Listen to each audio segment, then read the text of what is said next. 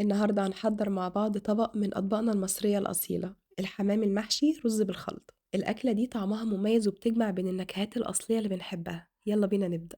في معلقة كبيرة من السمنة وشوية من الزيت شوحت الرز المصري المغسول ومتصفي، قلبته وخليته على النار لغاية ما كل السوائل اللي فيه تنشف وياخد لون ذهبي. وهو على النار جهزت الكبد والقوانص، قطعتها صغيرة وحطيتها في بولة وعليها بصلتين كبار مفرومين ناعم في الكبة، شوية ملح وفلفل أسود ودمجتهم مع بعض كويس، وكده الحشوة بقت جاهزة.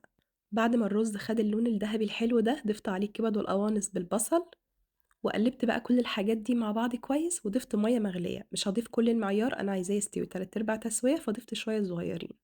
غطيته وخليته على نار هادية لمدة ربع ساعة. وأنا بغسل الحمام فصلت الجلد عن اللحم كده زي ما انتوا شايفين. ابتديت بقى إن أنا أحشيه. حشيته الأول من قلب الحمام من جوه، حطيت الكمية المناسبة وما نكتمهاش بس عشان الرز هيزيد وعشان ما يخرجش منه وقت السلق. كتفتها كويس كده بالرجول، وابتديت بقى إن أنا أحشي كمان بين الجلد واللحم زي طريقة الممبار كده.